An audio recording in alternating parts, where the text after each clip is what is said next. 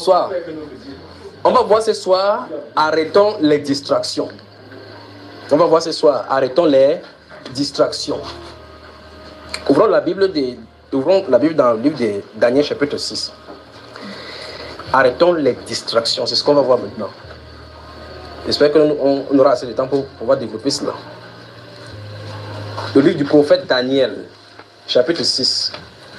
Le Daniel, c'est après, vous avez Ésaïe, après Ézéchiel, après vous avez Jérémie, après Lamentation, après vous avez Daniel.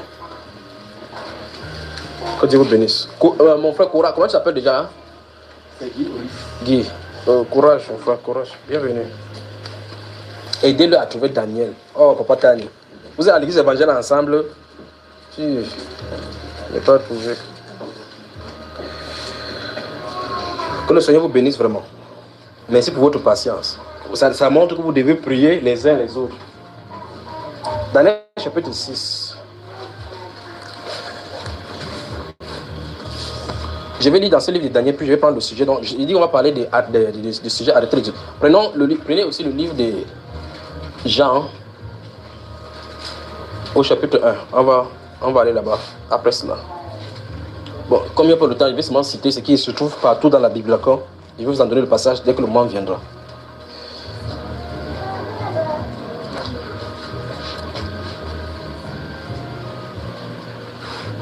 S'il y a un obstacle contre lequel le chrétien a à se débattre à la fin de ses jours, c'est les moyens déployés par Satan pour nous distraire, afin que nous ne courons pas la ligne droite que le Seigneur a disposée pour nous. Satan a tellement développé les moyens de divertissement au point où les chrétiens s'en trouvent dedans enfermés, encerclés, sans se rendre compte qu'ils sont en train de courir la course avec Satan. Le plus grave, c'est que les chrétiens eux-mêmes ne s'en rendent pas compte. Donc plus Dieu nous fait comprendre effectivement que nous ne sommes pas sur cette terre pour faire les Jeux olympiques terrestres, mais pour courir pour la course céleste. N'est-ce pas, frère? Daniel chapitre 6. Lisons. Je vais lire, d'accord? À partir du verset 1. Darius trouva bon d'établir sur le royaume 120 satrapes qui devaient être dans tout le royaume. Il mit à leur tête 3 chefs, au nombre desquels était Daniel, afin que ces satrapes leur rendissent compte et que le roi ne souffrit aucun dommage. Daniel surpassait les chefs et les satrapes parce qu'il y avait en lui un esprit supérieur. Il y avait en lui un esprit supérieur. Il y avait en lui un esprit supérieur. Et le roi pensait à l'établir sur tout le royaume. Et le roi pensait... on va revenir sur ces versets, c'est dans une autre prédication. Je suis marié de là, maintenant ça va m'entraîner. Donc je crois qu'il faut qu'il coule dans le couloir de cette distraction-ci. Verset 4. Alors les chefs et les satrapes cherchaient une occasion d'accuser Daniel en ce qui concernait les affaires du royaume. Mais ils ne purent trouver aucune occasion ni aucune chose à reprendre parce qu'il était souligné. Parce qu'il était fidèle. Et qu'on n'apercevait chez lui ni faute, ni rien de mauvais. Souligné, ni faute, ni rien de mauvais. Vous parlez des serviteurs de Dieu au milieu des païens.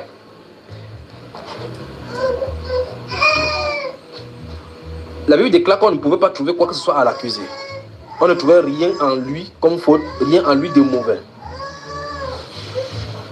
Verset 5 dit, et ces hommes disent, nous ne trouverons aucune occasion contre ce Daniel, à moins que nous n'en trouvions une dans la loi de son Dieu. Vous y êtes, frères?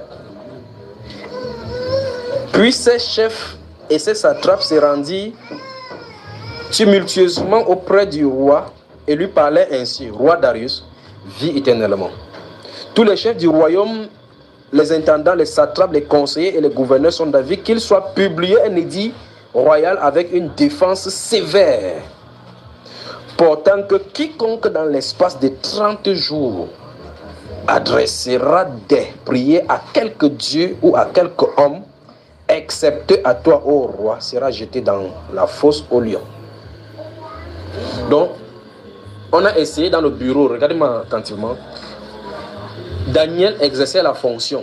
On a essayé par les fautes pour voir si dans son travail, il travaille bien. On n'a pas pu trouver. Il faisait exactement ce qu'il devait faire. On a essayé par des fraudes pour voir si dans l'intégrité, il était fidèle. Donc on a dit, vous êtes dans le bureau, quelqu'un vient vous dire que j'ai ma fille que je veux qu'elle travaille. Voici l'argent, tout l'argent devant toi. Vous êtes seul à seul dans le bureau, vous ne savez pas d'où la personne sort.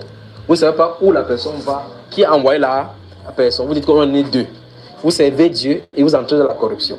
Vous voyez pourquoi le chrétien, normalement, doit être les gens de haute moralité, n'est-ce pas? Mais c'est quand même désolant de voir dans les entreprises, vous voyez ce que les chrétiens font. Ceux qui disent chrétiens, vous arrivez quelque part, on dit que c'est un chrétien ici. Tu le regardes, tu esquives parce que tu ne veux pas qu'on s'attribue, qu'on dit que tu es son frère. Parce que son comportement est répréhensible. Or, le Seigneur Jésus a dit que nous sommes le sel de la terre, nous sommes la lumière du monde. Ça veut dire que là où les gens sont en train de faire n'importe quoi de mauvais, c'est nous qui devions montrer l'exemple. Et quand ça arrive dans des endroits comme ça, quand il y a des problèmes et qu'il y a des chrétiens parmi, ce sont les mondains qui disent que même toi, le chrétien, le mondain, qui ne lit pas la Bible, dit même toi, le chrétien, parce que dans son esprit, c'est qu'il est dans l'esprit de l'erreur, c'est toi qui es dans l'esprit de la vérité. Et par conséquent, c'est le chrétien qui doit le dire, on ne vit pas comme ça, on ne doit pas comme ça. Tu peux bien dire ça au lieu de service. Les gens ne comprennent pas. Souvenez-vous de ceci. Leurs chefs ne comprennent pas et ne veulent pas obéir parce qu'ils ne peuvent pas obéir en étant chez c'est Satan. Mais le problème, c'est qu'ils ont le témoignage dans leur esprit que tu es vrai, que ce que tu dis est vrai. C'est pour ça que plus tard, tu fais une faute comme ça, on dit que même toi aussi veut dire que tu n'es pas dans notre camp. Que tu n'es pas censé faire comme nous. Le chrétien doit vivre dans l'intégrité, doit vivre dans la fidélité. Vous me suivez? Eh frère, c'est en ce sens-là que nous sommes la lumière du monde. Nous ne sommes pas la lumière du monde pour aller au niveau de l'assemblée, commencer à confesser que je suis la lumière du monde. Non. Le Seigneur Jésus a dit que la lumière, on ne garde pas la lumière sur le boiseau, on n'allume pas le boiseau. On met comme ça sur le chandelier, ça éclaire tous ceux qui entrent. C'est pas ça? Donc quand le Seigneur Jésus a mis ces flambeaux-là en nous, quand nous allons dans le monde, nous devons éclairer le monde. Là où le monde est dans l'obscurité, on éclaire. Vous êtes dans un bureau, quelqu'un veut commettre la corruption, tu dis non, assieds-toi ici. La corruption, c'est pas bien. Quand tu fais comme ça, ce n'est pas bon. Pas vrai, frère? On éclaire. Dis à ton voisin, sois intègre. Sois fidèle. D'accord? Maintenant, il y a une explication. Là où nous sommes en train d'aller, là, il y a une explication du pourquoi vous avez intérêt à être fidèle. Vous avez intérêt. D'accord? Remarquez très bien que ces personnes ont tenté d'une façon ou d'une autre pour regarder la faille, ils n'ont pas pu. Ils ont dit que quoi? La faille doit être dans la parole de son Dieu, dans les lois de son Dieu. Et par conséquent, ils ont vu que dans la parole de son Dieu, on devait toujours prier, invoquer le seul Dieu. C'est-à-dire que le seul Dieu, le Dieu d'Israël qu'on doit invoquer. Alors ils ont dit que, ok, la personne qui peut résoudre ce problème, c'est le roi. Ils sont entrés, la Bible déclare qu'ils sont entrés tumultueusement vers le roi. Il dit que nous sommes David, tout le monde, les gouverneurs, les satrapes, tout le monde, les juges, sont David. Quel est l'intérêt de l'être humain? De faire un décret sur tout le pays à cause d'un seul être humain. Vous voyez ce que Satan peut faire, frère? Vous voyez ce que Satan peut faire? Je dis bien, ils sont allés pour qu'on signe un décret. Ah mon Dieu, vous pouvez savoir ce que Satan va faire sur cette thèse-là. Donc une loi sort à cause d'une personne. C'est dans un pays ça. Vous suivez ça, frère? Donc partout où Nebuchadnezzar ou Darius, parce qu'il s'agit du roi Darius ici, où il dominait dans partout. Il ne dominait pas comme dans un petit territoire comme le Cameroun. Il dominait au moins dans 8 pays différents. On sort un décret qui va être respecté dans tous ces pays-là. Il veut que vous saisissiez l'ampleur de la méchanceté. Et lorsque Satan se lève pour faire chuter un enfant du Seigneur, c'est qu'il peut déployer comme énergie. Vous me suivez? Donc il fait aussi un décret que quiconque va élever une prière à un Dieu ou à un homme, quel que soit, dans l'espace de 30 jours, si ce n'est pas au roi, c'est-à-dire que si tu te mets à genoux pour prier, tu dis, roi Darius, j'envoie le feu, je prends le sang du roi Darius, je me couvre avec. C'est pas toi, d'accord, frère? Alors, s'il ne prie pas comme ça, il va être où? Jeté dans la fosse eau. Je veux qu'on médite là-dessus. Méditer le fait qu'un décret peut sortir dans un pays pour concerner seulement une catégorie de personnes. Les autres personnes qui vont essayer d'obéir là-bas n'ont rien à voir dans ce décret. Parce que quand les gens font signer les décrets, ils ne pensent pas à quelqu'un qui est loin à Lum, ou bien à Konsamba, ou bien à Edea. Tu vois cela? La cible, c'est cette personne qui se trouve à côté d'eux. On veut voir comment elle va se comporter. Que vous ne vous comportez pas, on vous jette dans la fosse au lion, ça ne leur donne pas satisfaction. C'est celui-ci le vrai. Dis à ton voisin, sois fidèle. Donc, la même façon comme le Seigneur Jésus nous observe nos agissements, de la même façon que Satan nous observe pour voir vraiment si nous allons avoir ses traits à lui, si nous allons accepter ces choses à lui. Mais maintenant, quel est le vrai problème? Daniel ne se laissait pas distraire. Daniel ne se laissait pas distraire, il n'entrait pas dans la distraction. Son travail ne le distrayait pas, parce que la distraction nous éloigne de l'objectif, nous éloigne de la voie du Seigneur. Les distractions nous éloignent de la voie du Seigneur. Maintenant, suivons Daniel. Nous sommes au verset 7, là, la partie C. Maintenant, verset 8. Maintenant, ô roi, confirme la défense et écrit le décret afin qu'il soit irrévocable. Mais c'est terrible. Selon la loi des maîtres et des pères qui est immuable. Donc, comme quand le décret est déjà signé, on ne peut plus enlever. Et souvenez-vous, je veux que vous compreniez l'ampleur. C'est une seule personne qu'on a visée par un décret royal.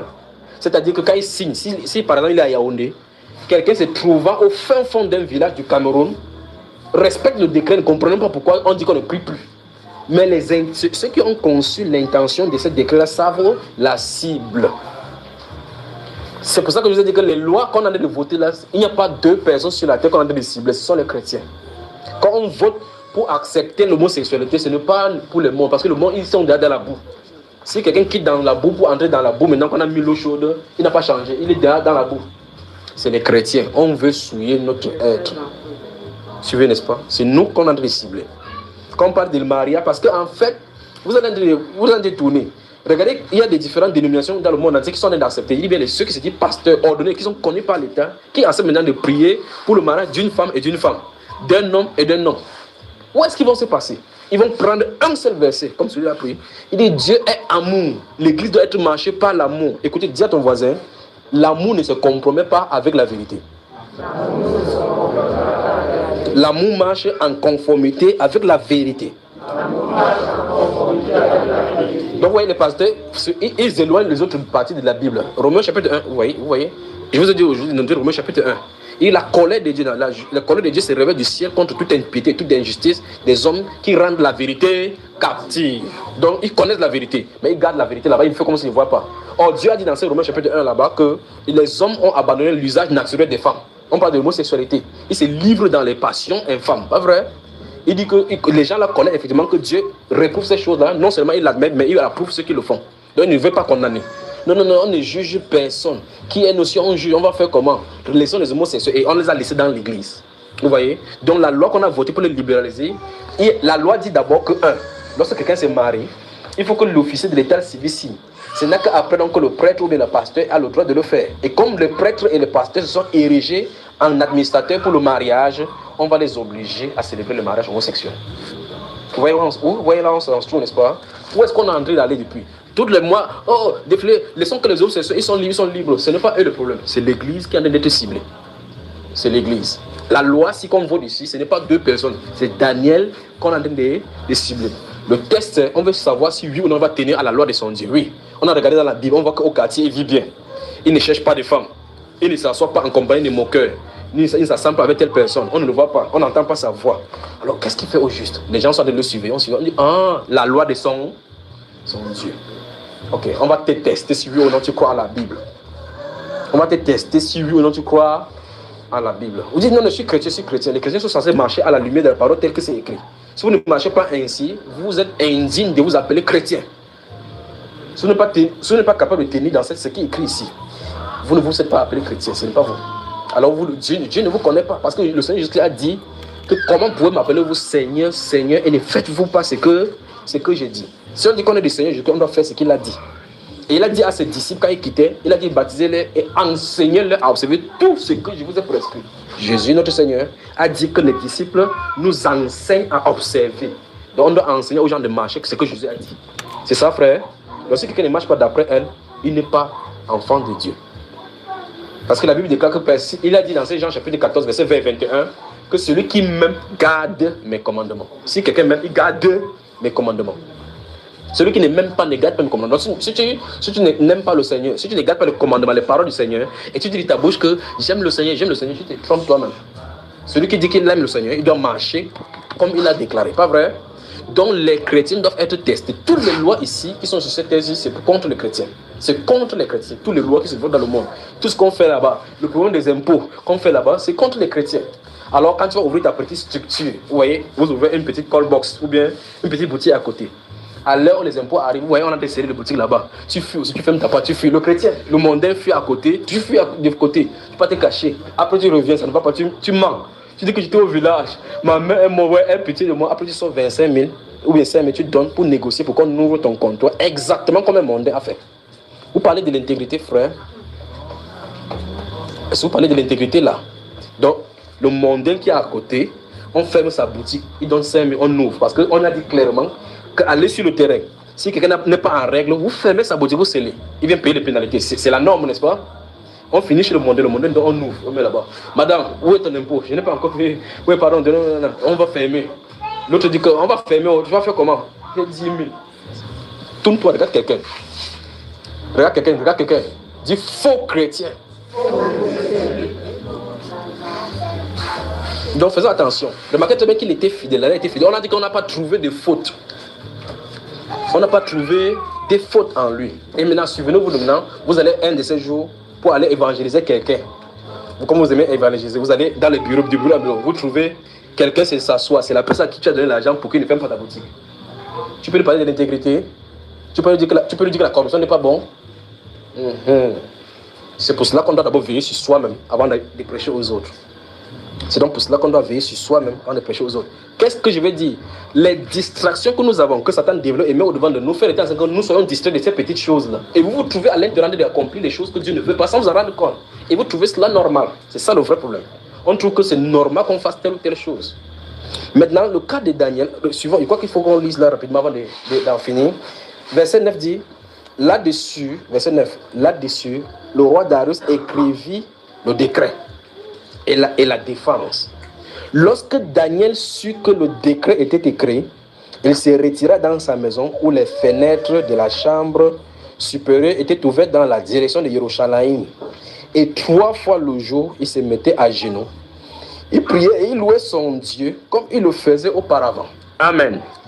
Voici le défi donc des chrétiens. Le décret était écrit, non? Quiconque va transgresser à ce décret, on va le mettre où? J'arrive là maintenant. Pourquoi on a pris ici là? Alors, on dit que lorsque le décret était écrit, il a guetté comme ça. C'est lui qu'on a déciblé, non? Écoutez très attentivement, c'est lui qu'on a déciblé. Le décret vient de dire que tant que tu prier encore ton Dieu, on te met la fosse au lion. Il a lu, il est rentré à la maison. Il a dit quoi? Il a dit à ce décret. Je pose donc la question. Il y a des chrétiens raisonneurs et philosophes maintenant. Que si un décret sort maintenant où il faut faire quelque chose et que c'est contraire à la Bible, c'est là où maintenant on va savoir que le chapitre 13 des Romains dit que toute personne soit soumise à toute autorité établie parmi les hommes. La question c'est, le chrétien s'y a peur des représailles parce qu'il ne tient pas ferme à son Dieu, parce qu'il n'est pas droit avec son Dieu. Toute personne qui connaît véritablement ce Dieu-là, quand tu dis n'importe quoi qui est contre ce Dieu-là pour qu'il puisse y marcher, il ne marchera pas. Même s'il faille qu'on coupe sa main. C'est le témoin des Écritures. Tous ceux qui connaissent Dieu, si vous voulez qu'ils mettent là le compromis, ils ne marcheront jamais. Regardez l'apôtre Pierre et la Jean, lorsqu'on les a frappés entre un chapitre 3 et chapitre 4, on les a chicotés jusqu'à mettre en prison. Il y a eu des cas qui sont rentrés en disant que merde, Jean, quand tu es fouetté, j'ai entendu comment tu as crié ici dehors. Il y a eu des cas qu'ils étaient fiers d'avoir été jugés dignes de souffrir pour le nom du Seigneur. Mais les gens ici, on a seulement là, si un policier entre là, on voit l'arme. C'est que quelqu'un va disparaître sur le truc. Il a dit que je venais et saluer ici, là, je ne dis pas parmi, je ne suis pas dans l'église. C'est pas ça. Pourquoi? Parce qu'on a peur. On a peur. Il y a des gens, quand tu dis que tu parles de Jésus, on t'a, il se tourne comme ça. Il dit que même Pierre avait ressuscité 3 fois, il ne connaît pas Jésus. Après, il va dire qu'il va aller régner, Jésus va le restaurer. Parce qu'on n'est pas ferme dans la foi. Je recommence encore, la cause de ceci, c'est qu'on se distrait trop, au lieu de passer le temps dans l'intimité. Donc, nos distractions doivent être changées pour être dans le temps d'adoration et de communion. Les distractions. Vous voyez une femme s'asseoir à la télévision. Elle met la télévision, elle met, vous appelez Nollywood, ou quelque chose de nigérian là. Il voit comme ça. Elle connaît quand il y a la deuxième partie. Elle connaît quand il y a la troisième partie. Elle s'assoit comme ça parce que quand elle est au marché, elle rentre. Tu dis que pourquoi tu es pressé comme ça là? Elle dit qu'il y a la deuxième partie de Satan, elle aime les femmes. Ou bien de ma belle-mère est méchante, ou bien n'importe quoi. Elle court comme ça pour aller voir ma belle-mère est méchante. Et le frère là a dit que jusqu'à venir mettre la différence entre la belle-mère et le frère, il est méchant, donc on connaît déjà ça. Elle vient s'asseoir comme ça là pendant 2 heures de temps pour se délecter des souilles hollywoodiens qu'on a transmis en Afrique. On dit, qu'est-ce que tu fais là, ma soeur? Je me distrais. Tu ne sais pas que là-bas, il peut avoir une éducation. Effectivement, c'est une éducation que les initiateurs sont en train de donner. Qu'est-ce qu'on est en train de t'inculquer? Qu'est-ce qu'on est en train de t'injecter? Qu'est-ce qu'on est en train de t'injecter? On est en train de souiller ton esprit. Et la Bible dit qu'on se soit sanctifié de toutes les souilles de la chair et de l'esprit. Qu'on soit sanctifié, qu'on soit nettoyé. Et quelqu'un, un chrétien est assis, Mais quand il va prendre sa Bible, il ne peut pas lire 45 minutes. Si je prêche 1 heure, on dit que le frère Junior dure trop. Mais quand Nollywood présente, quand le parti 1 finit, il faut que la partie 2 enchaîne. N'est-ce pas, frère? Nollywood ne dure pas trop. Et ce n'est plus bonne chose là-bas. Donc, naturellement, les hommes aiment se distraire et se sentir bien dans leur peau. Mais ceux qui sont du royaume vont comprendre effectivement qu'il n'y a plus de temps, il faut vite faire. N'est-ce pas, frère? Alors, toute distraction donc doit disparaître du milieu des chrétiens. Toute distraction. Il dit bien sans exception, toutes les distractions doivent disparaître. C'est-à-dire que tout ce qu'on appelle en anglais entertainment, tout ce qu'on a fait pour entretenir, parce que entertainment, ça veut dire pour vous entretenir. Entertain, ça veut dire pour divertir. Et on divertit notre chair. Non. La Bible déclare qu'on ne doit pas se divertir de cette façon. La Bible déclare qu'on doit s'entretenir par des psaumes, par des cantiques, pas par des divertissements. Vous me suivez, frère? Ok. Maintenant, avançons ici, regardons. La Bible déclare donc que quand Daniel a vu le décret, il est rentré dans sa maison, il priait comme 3 fois par jour, avec sa fenêtre ouverte en direction de Jérusalem. Il priait toujours comme auparavant, donc il n'a pas changé. Donc, 3 fois par jour, Daniel priait. C'est le renseignement qu'on nous a donné. C'est le renseignement qu'on nous a donné, frère. Il priait en direction de Jérusalem parce que le prophète Salomon avait dit que lorsqu'ils vont pécher, ils sont en un autre pays. S'ils prient en direction de Jérusalem, que Dieu au-dessus, que Dieu exauce, pas vrai? Ils avaient péché. Ils étaient là-bas dans ce royaume-là en transporté. Le voilà en train de prier en direction de Jérusalem. Et la Bible déclare que 3 fois par jour, il priait. Quand le décret est sorti, il n'a pas changé le temps de prier. Alors je pose la question. Combien de fois prions-nous? Combien de fois prions-nous? Je veux que vous regardiez la haute responsabilité qu'avait Daniel dans ce royaume. Il était le 3e du royaume, pas vrai? Regardez là sa haute responsabilité qu'il avait à gérer dans le pays, dans tout le pays, tout le territoire, et sa constance dans la prière. Observez cela. Essayez de juger. Non, je souffre trop. Il faut qu'il sorte à 5 heures pour aller faire le travail. Tu sors à 5 heures pour aller chercher le travail. Ok, tu as le travail. Maintenant, il faut qu'il parte. Non, notre travail est trop difficile. Il rentre à 19 heures. Quand il rentre là, il faut que je mange. Le temps des embouteillages, il arrive à 29, il faut qu'il dorme. Dieu va comprendre qu'il est fatigué. L'homme a fait de la chair. Le travail, c'était pour l'homme de faire de l'esprit. Est-ce que le travail a commencé par toi? Ça a commencé par toi. Donc, tu dois te conformer avec la parole. Dieu ne doit pas régler sa parole parce que tu as trouvé le travail où tu rentres à 20 heures. Jamais. Qui ici a un travail qui le dérange? Si votre travail vous dérange, dites-moi, je vais vous montrer comment faire maintenant. Si vous avez un travail qui dérange, on prie tout ce moment, on enlève. Dieu enlève comme ça ne te dérange plus. On ne veut pas parler, frère. Comment tu montes le doigt comme ça? Tu montes comme ça. Bon, parce que tout ce qui te dérange, c'est un obstacle, n'est-ce pas? On prie pour que Dieu enlève. Ok, dans la prochaine fois, viens témoigner ici que tu as fait ton travail, d'accord, frère? Hein? Ne fais pas comme ça, après tu me dis ici, comme l'autre avait dit que frère, on avait dit que quand Dieu me dit par jour, il travaille seulement 700. Ne fais pas comme ça, tu viens dire ici qu'on fait comme ça, d'accord, frère? Donc, votre travail vous dérange. Les frères et les sœurs sont devenus silencieux.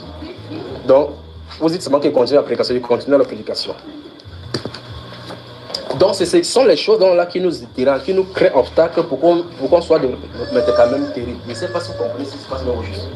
On est en 2016. On pense que le Seigneur qui revient bientôt. Il y a des choses de mystère de l'homme qu'on n'a même pas encore, aucun de nous n'a même pas encore expérimenté un seul de mystère, pas vrai? Donc, depuis 2000 ans, on a dit qu'il y a des choses qui sont disponibles pour nous. Personne n'a encore expérimenté. Jésus allait venir et vous plaisir dans la distraction. Et vous plaisir dans la distraction. Ça doit s'arrêter. Tout le temps, quelqu'un dit arrêtons la distraction. Arrêtons Nollywood. National Geographic. Science-fiction. Dora et Babouche. Mega Construction. Super Foot. Hero Sport. News Behind News. Breaking News. Equinox. Même si c'est printemps même. Afrique Média, le débat panafricain. Vous faites 5 heures de temps, vous dites que oui, il a raison. Il faut que Paul Biya part. C'est toi qui l'as mis là-bas. Que les vieux, ils sont déjà trop au pouvoir. Donc ça veut dire que tu pars au ciel, quand Dieu va rester là sur son trône, tu vas dire que mais depuis l'éternité, le type ne quitte pas ici. Si vous refusez un président ici parce qu'il est vieux, ça suppose que vous êtes un rebelle. Ça veut dire que quand tu seras en haut là-bas, tu vas dire que mais mon ami, depuis qu'on chante ici, depuis qu'on est ici en haut, on chante, le père là ne bouge même pas de son trône. À ce rythme aussi, quelqu'un peut aspirer au trône là. Alléluia. Dieu ne partage pas son trône avec personne. Là-bas, il n'y a pas d'élection. Il n'y a pas d'élection trônale là-bas. Il ne partage pas, il ne partagera jamais. On sera devant lui comme ça, jour et nuit, s'il y a jour là-bas, s'il y a nuit. D'éternité à d'éternité. C'est parce que tu as tes membres qui sont fatigués, que tu crois peut-être qu'il y aura la fatigue là-bas. Donc, ouais, quelqu'un, parce qu'il a fait ses 38 ans, pour bien faire, il a fait combien de temps? Vous voulez dire qu'il parle? C'est vous qui l'avez mis là-bas? Afrique Média, le débat panafricain. Vous voilà à l'intérieur. On vous injecte l'esprit de rébellion. Ouais, il y a une preuve que les Blancs ont fait tel chaud. Tu regardes ça, tu commences à voir petit à petit la sémence de la haine, comment elle va s'installer dans ton cœur, tu ne connais pas. Qu'est-ce que le Blanc a à voir avec tout ça? Et la Bible nous enseigne que ce n'est pas contre les Blancs que nous allons lutter, mais c'est contre les esprits qui sont derrière. Donc arrêtons la distraction. Vous voyez au Carrefour, le chrétien met la main dans la peau, il discute sur Eto avec Zlatan Vlahovic ou c'est Vlahovic qu'on l'appelle. Il discute jusqu'à dire que je t'ai dit que cette année, c'est même côté, c'est Messi qui sera ballon d'or. Non. Il touche comme 200 millions d'euros. Mais côté, le chrétien. La Bible déclare qu'il ne s'assoit pas. Il dit que heureux cela donc qu'il ne s'assoit pas en compagnie des. Mais qui trouve son plaisir dans la.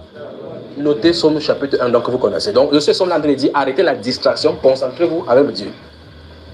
Le Somme chapitre 1 veut dire arrêtez la distraction avec les amis et concentrez-vous dans la loi du Seigneur. On dit qu'il trouve son plaisir. Donc, quand il passe sa méditation, son temps dans la lecture de la loi et qu'il le médite jour et nuit. Tout ce qui fait lui réussir, il est comme un arbre planté plein d'un courant d'eau dont le frère ne s'effectue point. D'accord, mes chers? Voilà. Donc, il dit qu'on ne s'assoit pas en compagnie des moqueurs. Les gens s'assoient, ils ricanent. Les filles passent, on parle. Le président passe, il parle. Un riche passe, il parle. On commente l'actualité. Voilà le hobby maintenant des chrétiens. Au monde, c'est donc, c'est bon. Mais pour nous, c'est pas bon. D'accord, frère? La Bible déclare que les jours sont mauvais. Rachetez-le. Les jours sont mauvais. La Bible déclare que qu'on s'attelle à affermir notre vocation et notre appel. C'est ce qui est écrit, frère. Arrêtons là. Les chrétiens, maintenant, vous avez quelqu'un s'assoit comme ça, son doigt. Si on coupait les pouces là, c'est que le doigt a le problème. Il est comme ça. D'autres jouent le serpent même sur le téléphone. Sur le téléphone, il est concentré. Parce que tu lui dis bonsoir, il ne comprend pas. Il est sur le serpent. Boum. L'autre maintenant, vous voyez les chrétiens dans le bureau. Je vais quelque part dans le bureau, vous voyez qu'un chrétien s'assoit, une chrétienne s'assoit sur son bureau. Elle a le travail à faire. Tu attends, tan. Tu regardes sur l'écran, qu'est-ce qu'il fait? Elle est en train de jouer. Il y a les boules, il y a le zoom. Et vous regardez ce qui est là-bas sur le crapaud, l'esprit de mensonge. On est en train de l'entraîner dans le mensonge. Elle ne comprend pas le mensonge. Elle fait quoi le mensonge? Je mens. Il a en train de jouer. Il ne comprend pas. On crée les jeux, ils sont à l'intérieur. Donc il se distrait. Qu'est-ce que tu fais? Non, ils sont en train de me distraire. On a des problèmes avec Dieu. Mais peut-être jusqu'à ce que vous allez au niveau où vous comprenez que c'est un problème, vous ne pouvez pas vous en sortir. Il faut que vous compreniez que les distractions, c'est un obstacle pour votre avancement avec le Seigneur. Distraction. Je ne vais pas nommer les distractions. Les distractions. Tout ce qui ne contribue pas à ta vie de piété, c'est une distraction. Tout ce qui ne contribue pas à la vie de piété, c'est une distraction. Je n'ai pas dit que le travail est un obstacle, parce que Daniel montre clairement que Daniel travaillait, mais ceci, il avait fait la part des choses entre son travail et la prière. Et il n'y a pas de compromis là-dessus. En son lieu de servir, il savait que comme serviteur de Dieu, il doit servir comme s'il servait Dieu. Et par conséquent, il fallait qu'il soit droit, fidèle, irréprochable et intègre. De l'autre côté, sa vie spirituelle, il devait être constant avec son Dieu, dans la fidélité avec son Dieu. Pas vrai? Il faut faire la part des choses avec cela. Donc, ça ne veut pas dire que vous quittez votre travail pour aller rester là-bas. Mais maintenant, vous aurez un problème. Si vous avez trois travaux, vous dites qu'il sort à 22h, il va faire pour joindre les deux bouts. Vous avez ce qu'on appelle la cupidité sur le cœur. Cupidité. Verset 11. Alors ces hommes entraient tumultueusement et ils trouvaient Daniel qui priait et invoquait son Dieu. Vous avez remarqué donc que ces messieurs-ci, ces groupes de gens-ci le suivaient parce qu'on a dit que c'était dans la maison de Daniel qu'il est entré. Donc Daniel est rentré chez lui pour faire. Les gens sont entrés subitement chez lui. Donc pour dire qu'on nous surveille. Les mondains surveillent notre état de vie. Vos voisins surveillent vos marches avec le Seigneur, comme vous dites là, sans que vous ne soyez au courant. On dit que ces gens-là sont entrés chez lui. Donc on connaissait ces différentes heures de prière. On connaissait comment il faisait souvent. En fait, ce sont ses collègues, donc ils connaissaient. Ils sont entrés tumultueusement. Celle-là, elle a dormi. Si on commence maintenant que toi, frère, tu as fait telle ou telle chose par les prophéties, on commence comme ça là, elle va se lever là, mais elle ne dormira pas. Ok, voici la parole là maintenant. Maintenant, verset 12. Puis, il s'est présenté devant le roi et lui dit au sujet de la défense royale: n'as-tu pas écrit une défense portant que quiconque dans l'espace de 30 jours adresserait des prières à quelque dieu ou à quelque homme, excepté à toi, ô roi, serait jeté dans la fosse au lion? Le roi répondit: la chose est certaine, selon la loi des maîtres et des pères qui est immuable. Il prit de nouveau la parole et dit au roi, Daniel, l'un des captifs de Juda, n'a tenu aucun compte de toi, ô roi, ni de la défense que tu as écrite. Et il fait sa prière 3 fois le jour. Vous avez vu? Le roi fut très affligé quand il entendit cela. Il prit à cœur de délivrer Daniel et jusqu'au coucher du soleil, il s'efforça de le sauver. Remarquez très bien, le roi n'était pas irrité contre Daniel, il était affligé. Il voyait effectivement que quelqu'un qui est intègre, quelqu'un qui est respectueux vis-à-vis de lui, vient de tomber dans le roi. Il venait de comprendre que, en fait, c'est lui qui était visé. Donc, il a compris que ses collaborateurs en voulaient à Daniel. Vous me suivez, frère? Ici, c'est un roi païen qui cherche à défendre quelqu'un qui sait Dieu, parce qu'il connaît son intégrité. Même ceux qui sont au pouvoir, quand ils cherchent des gens pour nommer dans des postes stratégiques, ils cherchent des gens intègres, pas vrai, frère? Donc même les mondains veulent la paix. Même les mondains veulent les choses de bien. Mais le problème, c'est que ne connaissant pas véritablement où vient la vraie source du bien, c'est pour ça qu'ils se délectent avec les distractions pour essayer de se ressentir. Alors vous voyez quelqu'un dire que je noie mes soucis dans la bière. Or, le Seigneur Jésus a dit que déchargez-vous sur lui de tous vos soucis. Lui décharge sa part que dans la bière. L'autre dit que je fume la cigarette comme ça parce qu'il veut calmer mes nerfs. Donc ses nerfs sont tendus parce qu'il garde ses soucis en lui. C'est comme ça que le monde fait pour se satisfaire. Mais le chrétien ne se repose pas sur quelqu'un, ni sur lui-même, ni sur un objet, mais se remettre entièrement au Seigneur Jésus. C'est pour cela que vous voyez qu'un chrétien ne peut pas avoir des crises cardiaques, des choses, des ruptures d'infarctus, c'est qu'on voit chez le monde. Là. Non. Ça ne peut pas arriver au chrétien. Si quelqu'un dit que le chrétien il a ça, c'est le souci que l'on tue. Donc il n'a pas déchargé les soucis sur le Seigneur. Vous me suivez? Gardez seulement les gens dans votre cœur. En fait, quand vous péchez, vous savez effectivement que quelque chose ne va pas dans votre cœur, non? Regardez comment vous ressentez dans votre cœur. Vous sentez que vous êtes mal à l'aise. Et maintenant, imagine donc que quelqu'un comme ça a 800 personnes dans son cœur. Il te regarde comme ça, il dit que quand il fréquentait, ta mère m'avait menacé. Il a gardé sa mère, gardé toute la génération. Alors que le chrétien est libre. Pas vrai? Libre. Avançons ici. Verset 15. Mais ces hommes insistaient auprès du roi et lui dirent, sache au roi que la loi des maîtres et des pères exige que toute défense ou tout décret confirmé par le roi soit irrévocable. Donc on a de lui répondre que même toi là tu ne peux absolument... Et le roi est là, il cherche comment il va faire pour pouvoir sauver Daniel et le délivrer de leur main. Verset 16. Alors le roi donna l'ordre qu'on amena Daniel et qu'on le jeta dans la fosse au lion. Le roi prit la parole et dit à Daniel, c'est là où on va s'arrêter tout à l'heure. Puisse ton Dieu, que tu sais avec persévérance te délivrer. Ok. Ma question à nous tous maintenant. Suivez, attention, je vais toute votre attention. Ma question maintenant à nous tous en tant que chrétiens. La façon dont nous servons Dieu, avec toutes ces distractions dont nous collons à nous, et donc les distractions ont même pris la place de Dieu dans nos vies sans que nous ne nous en rendions pas compte. Si nous sommes dans des difficultés, le Dieu que nous disons que nous servons peut-il nous délivrer à cause de notre intégrité? Je veux que nous méditons là-dessus, c'est pour ça que je suis en train là-bas. Donc le roi a vu que, imaginez le roi, celui qui coiffe le pays, a mis son anneau sur un décret. On lui a rappelé que comme tu as mis ton anneau, ça doit seulement s'exécuter. Alors ici, personne ne peut arrêter, même pas le roi, parce que le roi n'a plus le pouvoir pour dire je déchire cela. Parce que d'après eux, le loi des maîtres et des pères, c'est irrévocable. Donc quand on a signé, on a signé. S'il dit qu'on va couper ta tête, il n'y a plus personne de faire. Personne ne peut plus racheter. Le roi a compris que si Daniel a pu désobéir au décret, alors qu'il sait exactement quelle est la peine qu'on encourt pour ne pas suivre ce décret, s'il a confiance en sa personne, en qui il prie, c'est que c'est seulement la personne qui peut le délivrer.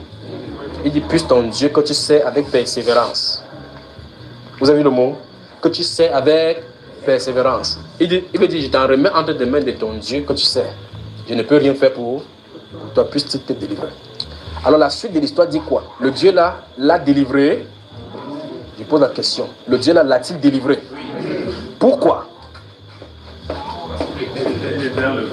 Parce qu'il était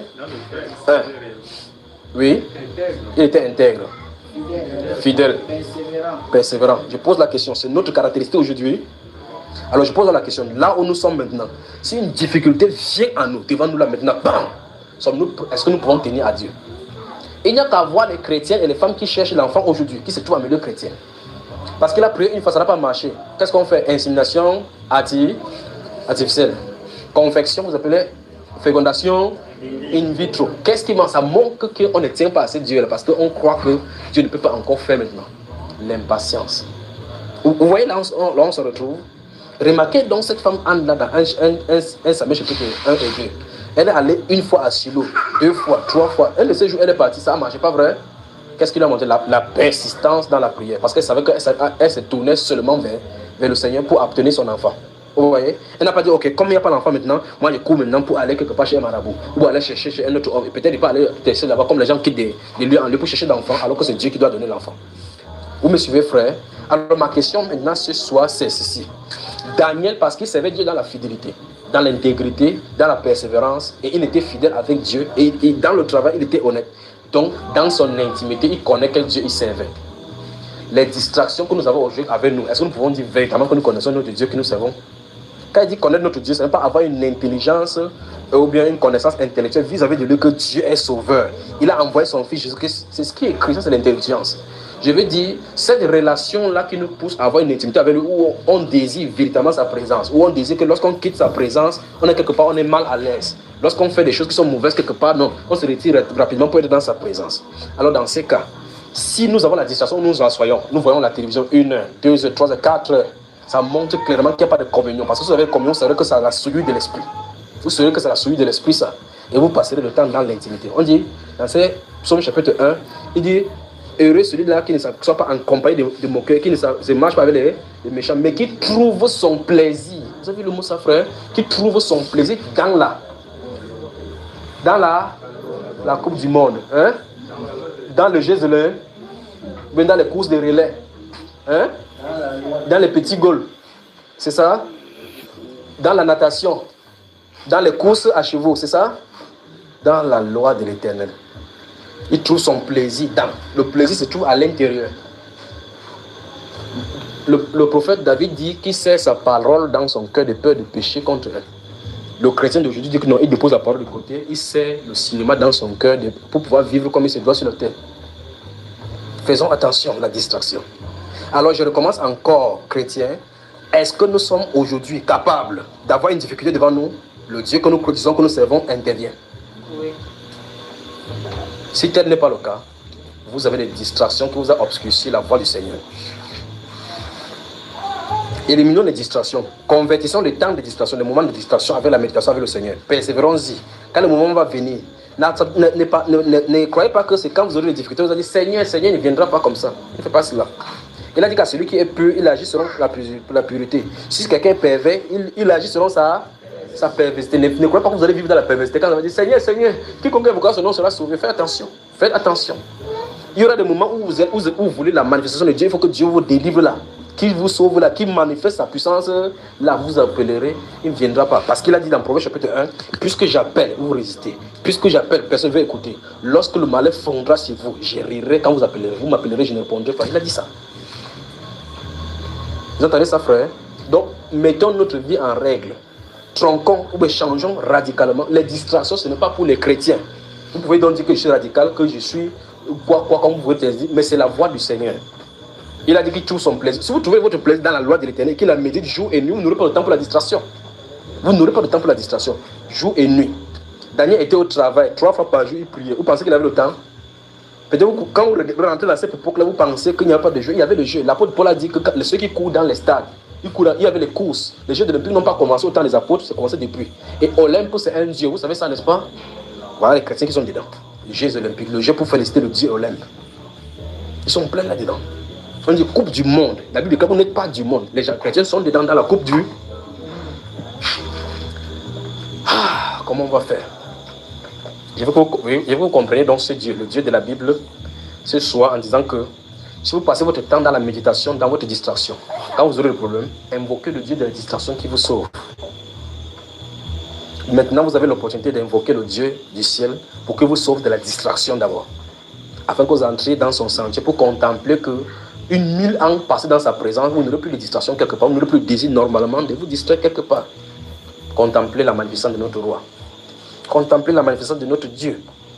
Il désire communiquer à nos cœurs. Mais trop de voix, trop de distractions.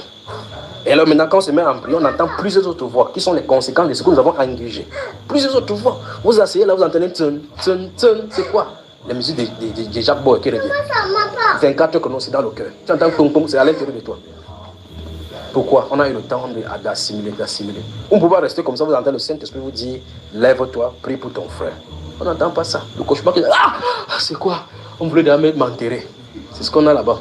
Pourquoi? Tu as vu le film des zombies. Comment tu ne dois pas rêver les cauchemars?